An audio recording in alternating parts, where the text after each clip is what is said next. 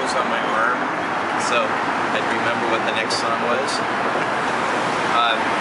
The title track, When Love Dies, I wrote it about someone who's now my ex, and it is really very clear what it's about. Of someone who was sneaking out at night and doing God knows what, and I had originally written a series of songs for a more secular project that I was thinking of doing, and Mistakes came from that, and this was like the strongest song from it, and that was also going to be called When Love Dies. And When Love Dies was not meant to be the title of this record, but I'll get to that in a minute. But the song When Love Dies, I think sounds a lot like Pink Floyd, The Wall, at the end of it. The backup vocals on it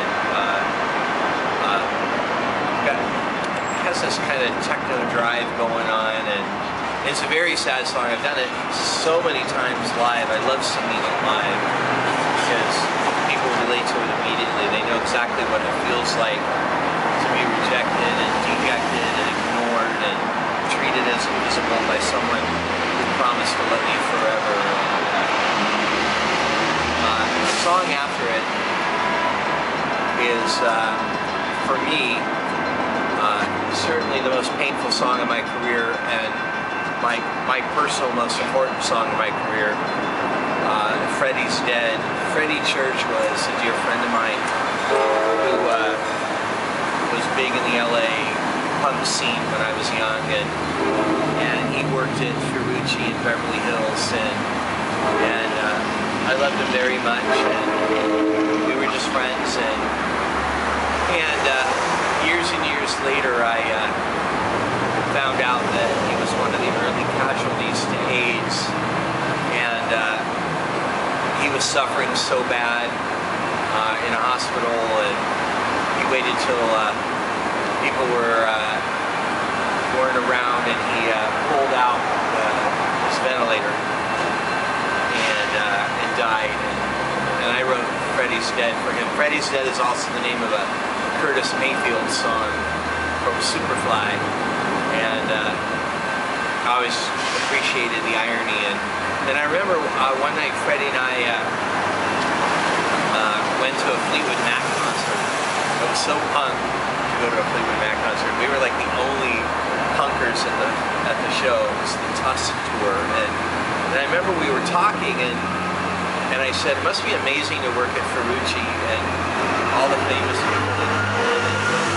You know, I'm usually so busy I don't even notice. And then one day I accidentally realized I was waiting on Andy Warhol, and I was so impressed. I was so blown away by that. And then they both died the same year. And so Freddie's Dead was originally called Legs of Death, and it just seems like I changed every title on this record to a different title to mold it to fit the look of the record, the concept of the record. I love the picture, by the way, on the cover. That was taken at a church that I performed at in Lemon Grove, and they had this rock monument thing out in front, and I climbed on it and laid all over it, and then we treated the picture to make it look like I was made out of bronze and then melted into the rock.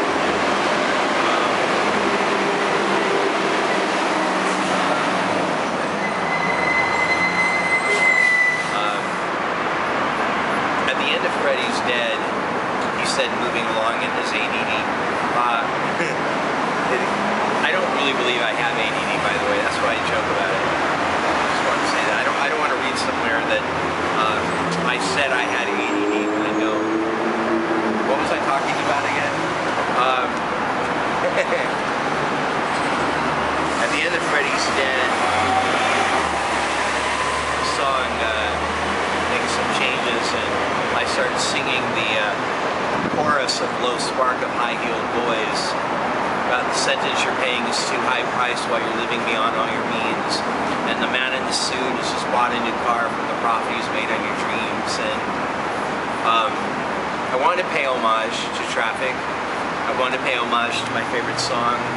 I also liked I love what the whole song says, Low Spark High-Heeled Boys, but that part saying that, you know, it's not just the women being bombarded by fashion and feeling like they can't measure up. The men are too. We're bombarded with how we're supposed to be by a certain age, that we make enough money by a certain age, that we have enough sexual conquest by a certain age, and now we have a disease that's killing people, and it's just not worth it. It wasn't worth it. That's what the song was about. Was it worth it, Freddie, to spread your legs? Was it worth it to love so much? Was it worth it? And very painful experience for me to find out he had succumbed to AIDS. But I wrote it for him and the hundreds of other people I've known that have succumbed to AIDS. And I've shamelessly stood up for the cause in Christianity. I have shamelessly argued countless people filled with the so-called love of God who feel that it's just that people die of AIDS because of their sexual orientation. I was a little drop in the bucket of trying to make a difference in people's minds and lives about it. But I was honored to be able to write a song about Freddie. I was honored to know him. I was honored to write the song, and I was honored to record it. If I had had my druthers, the whole record would have been called When the Night Comes. And I couldn't call the record When the Night Comes because I kind of stole the song from someone who hated me. My former brother-in-law wrote this amazing song, When the Night Comes. Brian Tucker wrote this masterpiece, When the Night Comes. And I knew that if I had contacted him and asked him if I could record it, he would have said no, because he hates me. So I recorded it anyways, because I felt like the world needed to hear it. I felt like it was a really important song. And I called it The Night Comes, so that it wouldn't show up on anything as When the Night Comes, so we'd never find out about it. And the song is the best song I've ever heard about when are you going to make up your mind to accept Jesus Christ as your Lord and Savior so you don't die and go to hell one day. Of course, eventually I built up the nerve and I contacted him and he gave me his blessing, and he doesn't like what I did with the song, but he said he's cool with the fact that other people are hearing it. And